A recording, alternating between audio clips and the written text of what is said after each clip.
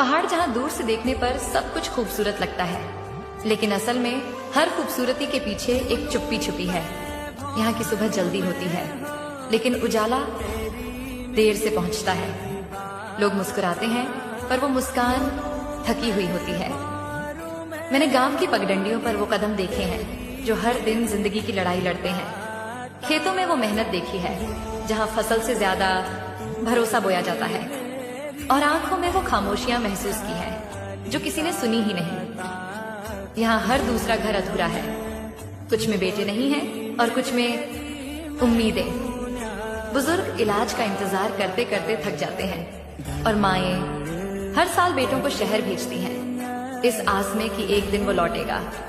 पहाड़ की सड़कें बनी तो हैं, पर उन पर लौट कर आने वाले कम होते जा रहे हैं।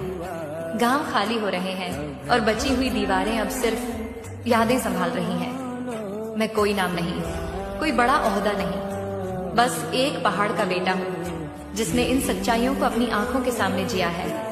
ये आवाज उस मिट्टी की है जो चुप है मगर बेबस नहीं, उस दर्द की है जो रोज सहा जाता है लेकिन कभी कहा नहीं जाता।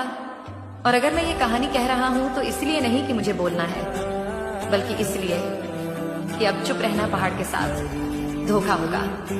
क्योंकि जब तक पहाड़ जहाँ दूर से देखने पर सब कुछ खूबसूरत लगता है, लेकिन असल में हर खूबसूरती के पीछे एक चुप्पी छुपी है। यहाँ की सुबह जल्दी होती है, लेकिन उजाला देर से पहुँचता है। लोग मुस्कुराते हैं, पर वो मुस्कान थकी हुई होती है। मैंने गांव की पगडंडियों पर वो कदम देखे। पहाड़ जहाँ दूर से देखने पर सब कुछ खूबसूरत लगता है, लेकिन असल में हर खूबसूरती के पीछे एक चुप्पी छुपी है। यहाँ की सुबह जल्दी होती है, लेकिन उजाला देर से पहुँचता है। लोग मुस्कुराते हैं, पर वो मुस्कान थकी हुई होती है। मैंने गांव की पगडंडियों पर वो कदम देखे हैं जो हर दिन जिंदगी की लड़ाई लड़ते हैं। खेतों में वो मेहनत देखी है जहाँ फसल से ज्यादा भरोसा बोया जाता है, और आंखों में वो खामोशियां महसूस की है जो किसी ने सुनी ही नहीं। यहाँ हर दूसरा घर अधूरा है, कुछ में बेटे नहीं हैं और कुछ में उम्मीदें। बुजुर्ग इलाज का इंतजार करते करते थक जाते हैं, और माएं हर साल बेटों को शहर भेजती हैं इस आस में कि एक दिन वो लौटेगा।